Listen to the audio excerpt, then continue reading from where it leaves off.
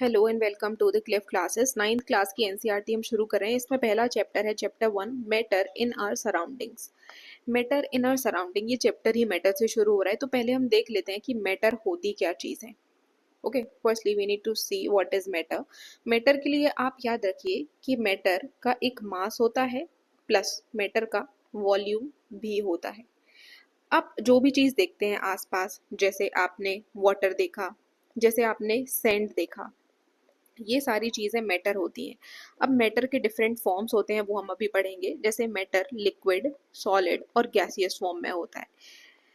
कुछ physical properties हम इससे पहले देख लेते हैं कि कौन कौन सी फिजिकल प्रॉपर्टीज होती हैं मैटर की। ठीक है, जो मैटर है, मैटर पार्टिकल्स से बना होता है। अब डिफरेंट स्टेट्स पर इनके नेचर डिफरेंट होते हैं। जैसे आप गैसियस स्टेट पे देखें तो बहुत अच्छा एग्जाम्पल है इसका परफ्यूम। जैसे गैसियस स्टेट पे जो पार्टिकल्स होते हैं वो परफ्यूम इसका बहुत अच्छा एग्जाम्पल है। जैसे आपने परफ्यूम लगाया है तो बहुत मीटर दूर आपका एक दोस्त बैठा हुआ है, समझो 10 मीटर दूर बैठा हुआ है, तो उसको परफ्यूम की स्मेल आएगी। ठीक है, कि आपने परफ्यूम लगाया है, तो वो आपसे पूछेगा कि कैसे परफ्यूम लगाया है, उसको कैसे स्मेल आई। उसको इसीलिए स्मेल आई क्योंकि जो पार्टिकल्स हैं, ऑल्दो गैसियस स्टेट में काफ़ी अनस्टेबल होते हैं, तो वो दूर तक फैल जाते हैं। And gas is also a state of matter, तो इसीलिए हमें पता चला कि जो मैटर है, मैटर के पार्टिकल्स भी होते हैं। और दूसरी चीज़ ये, अब ये क्वेश्चन आता है हमारे अंदर कि कितने पार्टिकल्स होते हैं। अब देखो, पार्टिकल्स मिलियंस, आप जितना इनको फर्दर डिवाइड कर सके मिलियंस में होते हैं ये। ठीक है, तीसरी चीज़ ये होती है कि जो मैटर है इनके बीच में स्पेस होते हैं।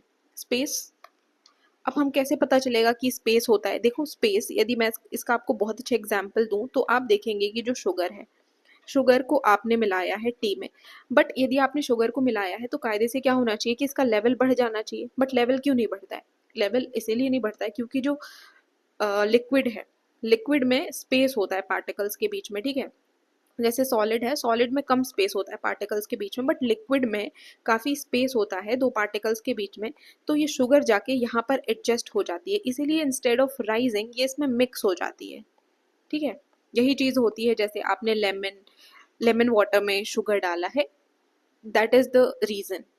और क्योंकि इनके बीच में स्पेस होता है, तो ये जो पार्टिकल्स हैं, पार्टिकल्स कॉन्टिन्यूसली मूव होते हैं। और कोई भी जो मूविंग चीज़ होती है, आपको पता होगा, इफ़ एनीथिंग इज मूविंग, हर मूविंग चीज़ में अपना एक काइनेटिक एनर्जी होती है।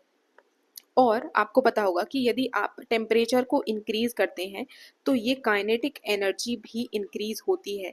और आप डिफरेंट पार्टिकल्स को मिक्स करते हैं, मान लो आपने डिफरेंट डिफरेंट पार्टिकल्स को मिक्स कर लिया है, जैसे आपने शुगर मिक्स कर लिया है, आपने लेमन मिक्स कर लिया है, तो आपने ये डिफरेंट पार्टिकल्स मिक्स करे हैं, तो इसको बोलते हैं diffusion. This is called as diffusion. और आप जैसे जैसे टेम्परेचर को इंक्रीज करेंगे, इस ये जो डिफ्यूजन है, डिफ्यूजन भी काफ़ी फास्ट होता है। आपने देखा होगा, जैसे यदि आप वाटर, आपने नॉर्मली देखा होगा जब आपके घर में मिठाइयाँ बनती हैं तो वाटर होता है, वाटर में ये डला होता है शुगर। यदि आप ऐसे ही छोड़ देंगे इसको, शुगर को नॉर्मल टेम्परेचर पे, तो इसको डिजोल्व होने में काफ़ी टाइम लगेगा। बट इंस्टेड आप फ्लेम चालू कर देंगे, फ्लेम चालू करने पे ये डिसोल्यूशन काफ़ी फास्ट होता है ना। That is the thing. क्यों? क्योंकि इसके अंदर जो पार्टिकल्स हैं उनकी काइनेटिक एनर्जी बढ़ जाती है, क्योंकि हमने इसमें टेम्परेचर दे दिया है। तो इसी वजह से हमने बोला कि जो डिफ्यूजन है, डिफ्यूजन भी बढ़ जाता है जब आप टेम्परेचर बढ़ा देते हैं। ठीक है, ये चीज़ आप समझ गए। फिर उसके बाद हम पढ़ते हैं स्टेट ऑफ मैटर। ठीक है, ये आप समझ गए होंगे व्हाट इज दी।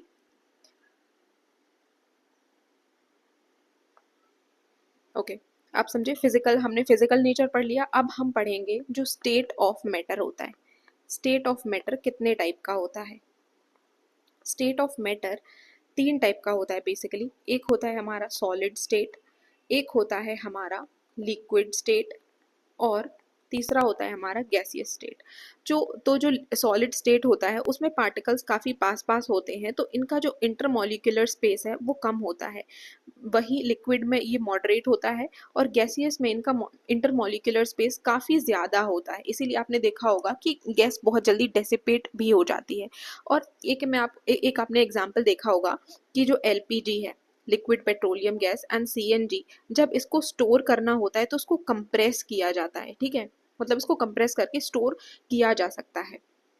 फिर एक एग्जांपल यदि मैं आपको इंटरमॉलिक्यूलर स्पेस का दूं, तो देखो जैसे CO2 है, CO2 एंड O2, ये जाके लिक्विड में, मतलब आपने देखा होगा कि आप पढ़ते होंगे कि ओशियन में जो ऑक्सीजन है वो लिक्विफाइड फॉर्म में होती है, जो कि फिशेज या फिर दूसरे एक्वाटिक एनिमल्स लेते हैं। वो अब ये जो गैस है, गैस जाके कैसे लिक्विड में डिसॉल्व हो जा रही है? वो गैस इसीलिए डिसॉल्व हो पा रही है क्योंकि जो लिक्विड है, लिक्विड में इंटरमॉलिक्यूलर स्पेस होता है, दैट इज वाई। ठीक है, तो अभी हमने पढ़ लिया कि भाई स्टेट ऑफ मैटर कितने होते हैं, 3 स्टेट ऑफ मैटर्स होते हैं। फिर हम देख लेते हैं कि चेंज ऑफ स्टेट मैटर, हमने पढ़ा अभी कि स्टेट ऑफ मैटर होता है। फिर अब चेंज कैसे होगा state of matter, how it will change. तो दो तीन कंसेप्ट इसमें आपको समझने की जरूरत है। एक होता है इसका मेल्टिंग पॉइंट, मेल्टिंग पॉइंट क्या होता है, और एक होता है बॉइलिंग पॉइंट। ठीक है, मेल्टिंग एंड बॉइलिंग पॉइंट के तहत ही हम दो चीज़ें पढ़ेंगे। एक पढ़ेंगे हम जो लेटेंट हीट ऑफ वेपोराइजेशन है, और दूसरा पढ़ेंगे लेटेंट हीट ऑफ फ्यूजन। ठीक है, तो मेल्टिंग पॉइंट क्या है? मेल्टिंग पॉइंट वो पॉइंट होता है जिस पर हमें किसी भी सॉलिड को लिक्विड में बदलने की ज़रूरत होती है। अब समझो, एक अब थोड़ा सा एक बहुत अच्छे से देखना आप, जैसे आइस है, दिस इज आइस। अब आप इसको कांस्टेंट टेम्परेचर दे रहे हैं। ठीक है, एक टाइम पर एक टाइम ऐसा आएगा जब इसके जो पार्टिकल्स हैं, उन पार्टिकल्स का जो फोर्स है वो ब्रेक हो जाएगा और ये मेल्ट होना चालू हो जाएगा। ठीक है, जिस पॉइंट पे ये मेल्ट होना चालू होगा उसको बोलेंगे हम मेल्टिंग पॉइंट। बट ये इंस्टेंटली, आपने देखा होगा कि आप कुछ देर तक उबालते हैं, यदि आप आइस को उबाल रहे हैं तो कुछ देर तक आप उबालेंगे उसको। ठीक है, वो मेल्टिंग पॉइंट पर आके एकदम से ही इवेपोरेट नहीं हो जाएगा, कुछ टाइम तक वो रहेगा उस स्टेट में। तो जब तक जो पूरी आइस है वो मेल्ट नहीं हो जाती है, इतनी देर में कुछ टाइम होता है। ठीक है, this time is called as the latent heat of fusion. Latent heat of, इसको फ्यूजन बोलते हैं। ये क्या होता है? ये मतलब इसका यदि मैं आपको डेफिनेशन दूं, तो डेफिनेशन इज कि the amount of energy is required to change one one one kilogram of the solid into the gas at its melting point. ठीक है, इसके मेल्टिंग पॉइंट पर 1 किलोग्राम ऑफ द सॉलिड को liquid में convert करना is called as a latent fusion. मतलब ये जो पॉज का टाइम है, इस पॉज के टाइम में क्या होता है कि लेटेंट हीट ऑफ फ्यूजन हो रहा होता है। वहीं दूसरी तरफ यदि मैं आपको बोलूं कि बॉइलिंग पॉइंट, ऐसे ही बॉइलिंग पॉइंट में होगा, जैसे बॉइलिंग पॉइंट में आप समझो कि दिस इज अ लिक्विड अब ये गैस में कन्वर्ट हो रहा है। ठीक है, तो जैसे ये रहा होगा आइस, आइस को हमने लिक्विड में कन्वर्ट कर लिया, वहीं अब हम इसको उबाल रहे हैं। ठीक है, हमने इसको गैस पे रख दिया है, अब इसमें हम दे रहे हैं कांस्टेंट एनर्जी, मतलब हम इसका टेम्परेचर बढ़ा रहे हैं। तो एक टाइम आएगा जब ये क्या करेगा, ये उबलना चालू होगा। तो जब ये उबलना चालू होगा वो होगा इसका बॉइलिंग पॉइंट। अब एकदम से पूरा थोड़ी गैस में कन्वर्ट हो जाता है, थोड़ी देर तक वो बॉइलिंग मतलब वो उबलता रहता है। तो जितने टाइम में वो उबल रहा है, मतलब जो पूरा लिक्विड जितने टाइम में गैस में कन्वर्ट हो रहा है, वो टाइम होता है लेटेंट हीट ऑफ वेपोराइजेशन का। मतलब लेटेंट हीट मतलब हिडन हीट, मतलब हम जो भी टेम्परेचर दे रहे हैं वो लेटेंट हीट के फॉर्म में कन्वर्ट हो रहा है। एंड आप समझो कुछ इस तरीके से कि जैसे लिक्विड है। ठीक है, लिक्विड, मान लो हम लेटेंट हीट दे रहे हैं और एक टाइम पे जाके वो एकदम से ही तो पूरा लिक्विड नहीं गैस में कन्वर्ट हो जाता है, कुछ टाइम लगता है ना इस प्रोसेस को होने में। तो जितना टाइम इस प्रोसेस को होने में लगता है वो होता है हमारा लेटेंट हीट ऑफ वेपोराइजेशन, मतलब ये हिडन हीट होता है क्योंकि इसमें कोई टेम्परेचर में चेंज नहीं होता है, जो लिक्विड है वो हमारा बॉइलिंग पॉइंट पर ही होता है। ठीक है, आई थिंक आपको ये समझ आया होगा। These two are very important concepts आ सकते हैं। अब इससे ही रिलेटेड हम कुछ चीज़ देखते हैं। देखो, इससे रिलेटेड मैं आपको बताऊं, यदि मैं आपसे अब क्वेश्चन पूछूं कि एक आइस है जो कि 0 डिग्री सेल्सियस पे है वर्सेस एक वाटर है जो कि 0 डिग्री सेल्सियस पे है, तो आप बताइए कि इसमें मोर एनर्जी, ज़्यादा एनर्जी किसके पास होगी? ऑब्वियसली ज़्यादा एनर्जी इस वाटर के पास होगी। क्यों होगी? क्योंकि इस वाटर के पास लेटेंट हीट ऑफ वेपोराइजेशन भी है, तो इसके पास ज़्यादा एनर्जी है। वहीं दूसरी तरफ मैं आपसे पूछूं कि वाटर 100 डिग्री सेल्सियस पर या फिर 373 केल्विन पर, मतलब ये बॉइलिंग पॉइंट होता है किसका? बॉइलिंग पॉइंट होता है हमारा वाटर का। ठीक है, बॉइलिंग पॉइंट पर वाटर या फिर जो वाटर वेपर है, वाटर वेपर का भी इतना ही टेम्परेचर है, समझो 100 डिग्री सेल्सियस, तो इस पर किसके पास ज़्यादा एनर्जी होगी? ऑब्वियसली वाटर वेपर पर। क्यों? क्योंकि इसके पास लेटेंट हीट ऑफ वेपोराइजेशन भी है। समझ रहे हो? सॉरी, यहाँ पर I think latent heat of evaporation आएगा। ठीक है, एक मिनट, क्या पढ़ा था हमने? Latent heat of fusion. Okay, latent heat of fusion होगा यहाँ पे। ठीक है, फ्यूजन, सॉरी, बट ये समझिए कि लेटेंट हीट होगी, बस आपको यही समझने की ज़रूरत है। ठीक है, फिर उसके बाद change of state of matter में एक चीज़ अब हम देख लेते हैं, और कौन सी चीज़ होती है दैट वी शुड रिमेंबर कि समझो, this is gas, this is liquid and this is solid. Okay, तो जब हम लिक्विड से कोई चीज़ सॉलिड में कन्वर्ट करते हैं तो वो होता है हमारा सॉलिडिफिकेशन। वहीं आप कोई चीज़ सॉलिड से लिक्विड में कन्वर्ट कर रहे हैं तो that is called as a fusion. And gas में कोई भी चीज़, गैस से कोई भी चीज़ यदि आप सॉलिड में कन्वर्ट करते हैं तो उसको बोलते हैं डिपोजिशन। एंड सॉलिड से गैस में कन्वर्ट करना इज कॉल्ड अ सब्लिमेशन। ठीक है, वहीं कोई चीज़ आप लिक्विड से गैस में कन्वर्ट कर रहे हो तो that is called as a condensation, और कोई चीज़ गैस से लिक्विड में कन्वर्ट हो रही है तो that is called as the evaporation. ठीक है, अब इसका यदि मैं आपको एग्जाम्पल दूं, इसका सब्लिमेशन का एग्जाम्पल है, we have very good example of sublimation, जैसे CO2। CO2 को आप बहुत हाई प्रेशर पर और लो टेम्परेचर पर डायरेक्ट गैसियस स्टेट से सॉलिड स्टेट में लाते हैं, और इसको क्या बोलते हैं? इसको बोला जाता है ड्राई आइस। ठीक है, ये याद रखना है। तो मतलब क्या हुआ? यदि मैं आपसे इसके इस एग्जाम्पल के बेसिस पे आप मेरे को एक आंसर देना, एक क्वेश्चन का आंसर, कि हमें चेंज ऑफ स्टेट करना है, तो चेंज ऑफ स्टेट में क्या सिर्फ हमको टेम्परेचर की ज़रूरत होती है? क्या सिर्फ टेम्परेचर की मदद से कर सकते हैं, या फिर कोई और भी चीज़ है? सोचो।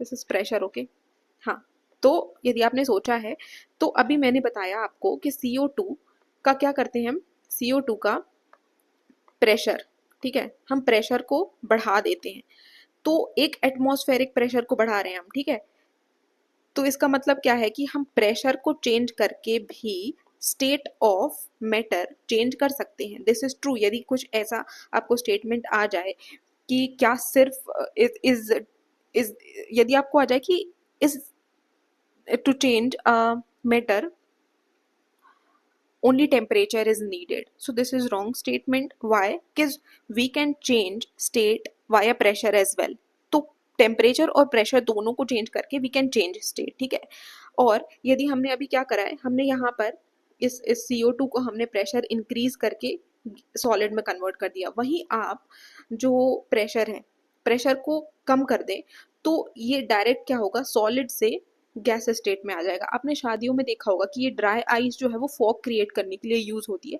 वो पहले स्टोर होती है और ये क्या करते हैं, लाके एक बोल में वहां पर रख देते हैं, जहां जहां से वो डायरेक्ट गैस में कन्वर्ट हो जाती है।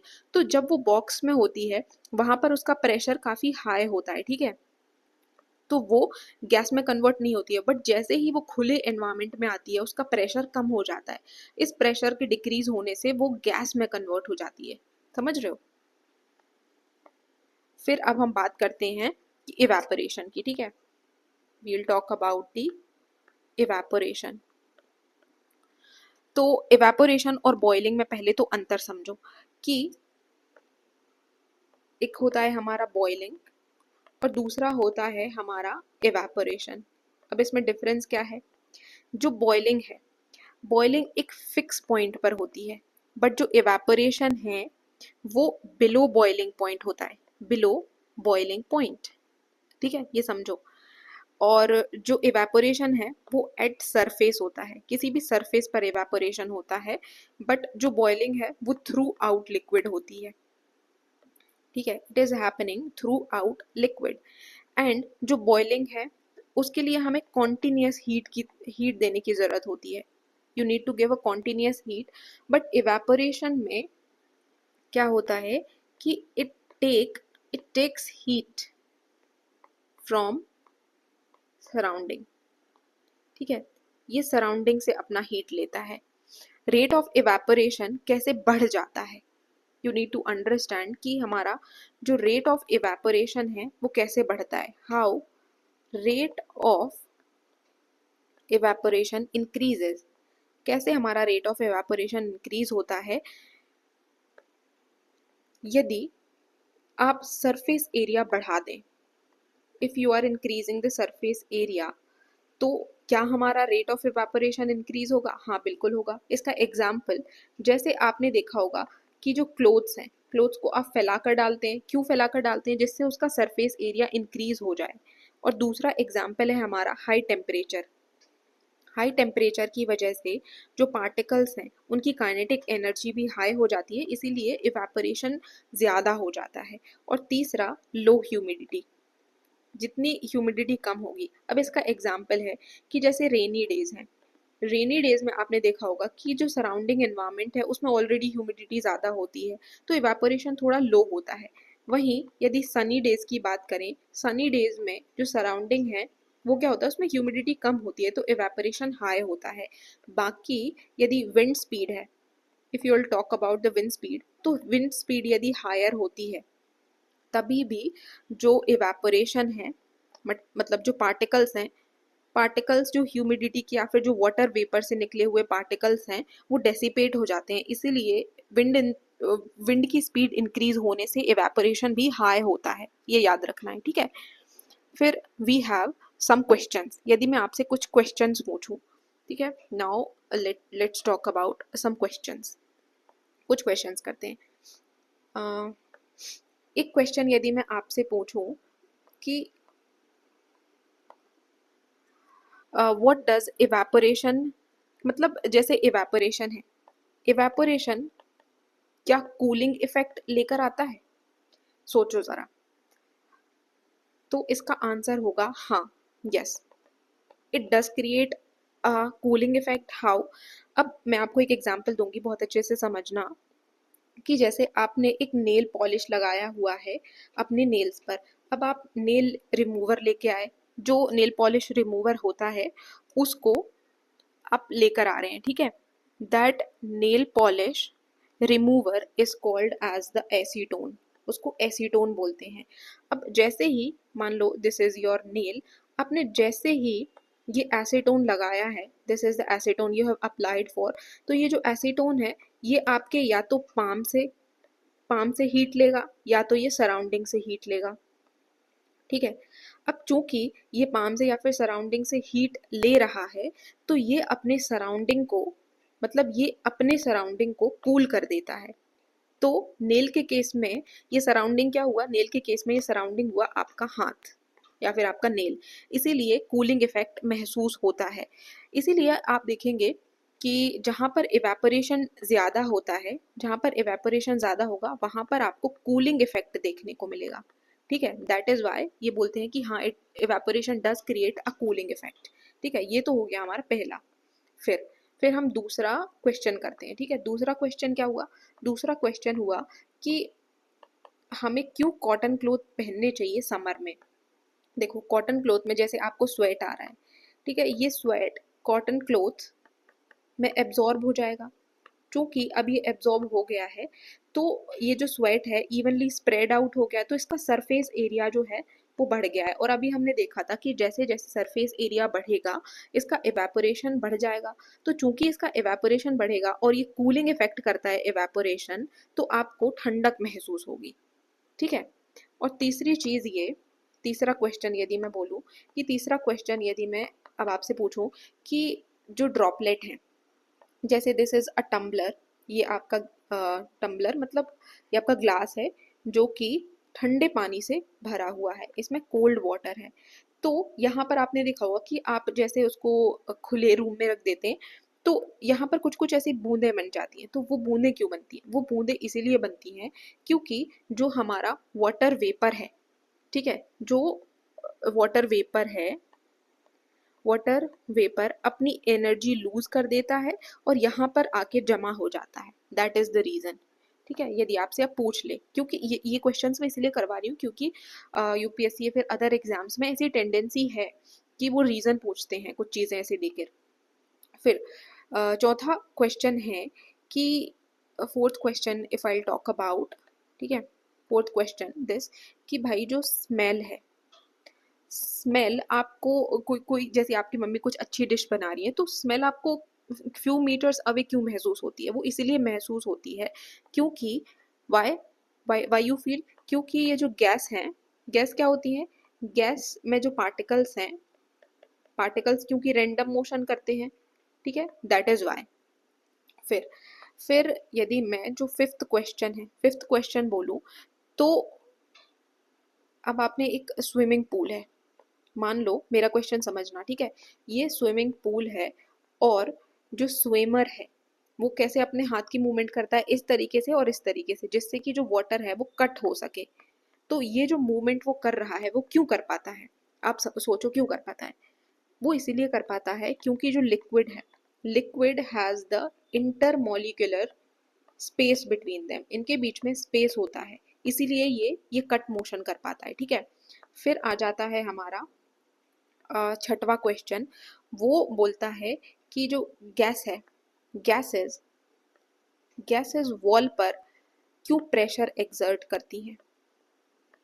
आपने सुना होगा कि gases exert pressure against the wall. So why this thing happens? ये इसीलिए होता है क्योंकि this is the wall suppose, और ये पार्टिकल्स हैं गैस में, ये रेंडम मोशन करते हैं, और रेंडम मोशन करते हैं तो ये दीवार से जाके टकराते हैं, टकराते हैं वापस आते हैं, टकराते हैं वापस आते हैं, तो इसीलिए ये एक्सर्ट करते हैं प्रेशर, ठीक है, अगेंस्ट द वॉल। फिर आ जाता है हमारा seven question which talks about कि जो आप अर्थ पॉट, मटके में मतलब आप गर्मियों में पानी रखते हैं तो वो ठंडा क्यों होता है? तो इसका थोड़ा सा समझना, ये काफ़ी इंटरेस्टिंग और अच्छा है। जैसे आपने, ये आपका एक मटका है, ठीक है, इसमें आपने रखा हुआ है पानी, दिस इज द वाटर, और इसमें छोटे छोटे जो पोर्स होते हैं, these are the small pores, इनसे पानी जो है वो बाहर निकलता है। चूंकि ये बाहर निकल रहा है तो अब इसका वेपोराइजेशन होगा, ठीक है, मतलब ये इवेपोरेट होता है पानी। अब चूंकि ये इवेपोरेट होता है तो अपने सराउंडिंग से एनर्जी लेता है, तो ये जो एनर्जी ले रहा है, ये जो मटके के अंदर भरा हुआ पानी है, ये इससे एनर्जी लेता है। चूंकि अब इससे एनर्जी इसने ले ली है तो ये जो पानी है वो कूल हो जाता है। दिस इज मतलब दिस लेफ्ट कूल, ये कूल हो जाता है और इसकी एनर्जी इवेपोरेशन में उड़ जाती है। ठीक है, ये वाला रीजन होता है। काफी अच्छा एग्जांपल है, वैसे मुझे अच्छा लगा था। फिर आ जाते हैं हम एट्स वाले पे। एट्स वाले पे क्वेश्चन है, हाँ वही, दिस इज द पाम वाला, कि आपका जो हाथ है, यदि आप नेल पॉलिश रिमूवर लगाते हैं, मतलब एसीटोन लगाते हैं, तो आपको ठंडक क्यों महसूस होती है? तो अभी मैंने आपको बताया कि चूंकि ये आपके पाम से एनर्जी ले लेता है, मतलब हीट ले लेता है। ठीक है, फिर नौवा क्वेश्चन यदि मैं बोलूँ तो जैसे एक ये कप है, this is your cup and this is saucer, ठीक है, दिस इज सॉसर, इसको सॉसर बोलते हैं। तो आप क्यों कप की बजाय सॉसर से ज्यादा अच्छे से जो चाय है, चाय का सिप ले सकते हैं? क्यों? क्योंकि इसका सरफेस एरिया, जो यदि आपने अपनी टी को इस सॉसर में पोर कर दिया है तो इसका सरफेस एरिया इंक्रीज हो जाता है। चूंकि इसका सरफेस एरिया इंक्रीज हो गया है तो इवेपोरेशन ज्यादा होता है, तो ये ठंडा हो जाता है, तो you can drink it very easily. Then we have another question. एक क्वेश्चन है, यदि मैं बोलूँ आपको कि केल्विन से सेल्सियस में कन्वर्ट करो, जैसे 293 केल्विन है, अब इसको सेल्सियस में कैसे कन्वर्ट करोगे? तो मतलब एक फॉर्मूला याद रखो कि Celsius is equal to kelvin minus 273।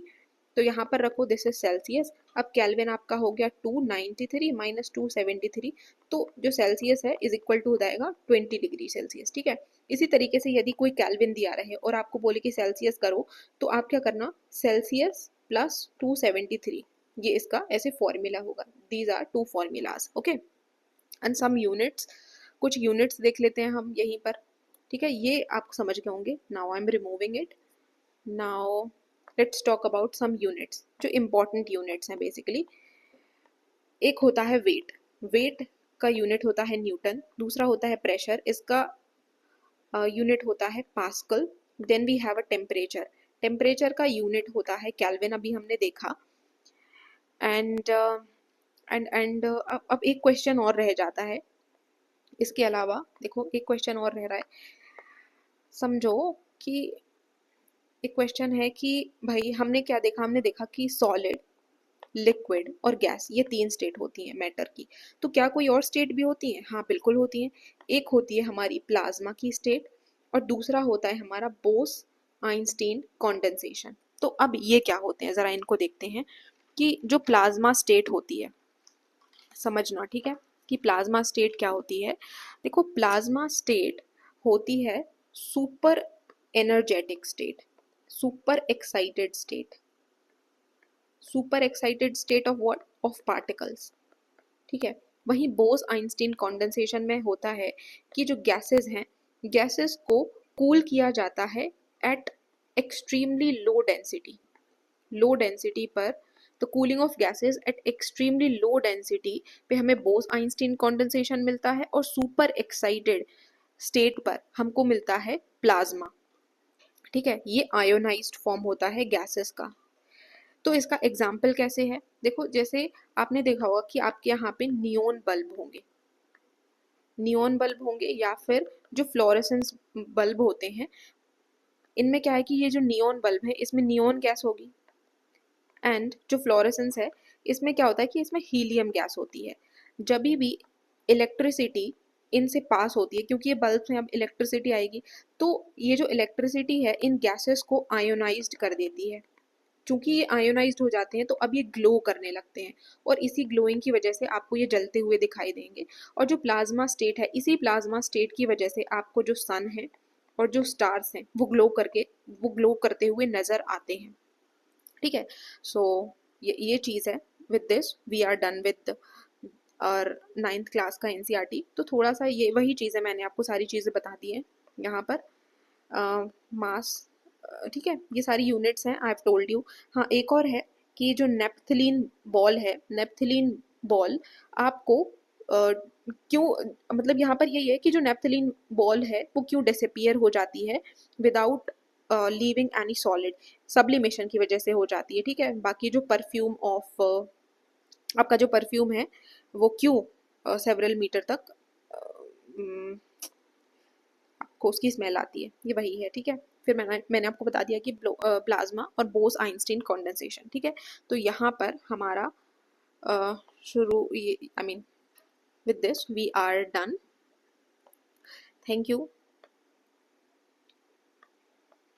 अब हम नेक्स्ट में देखेंगे सेकेंड चैप्टर, ओके।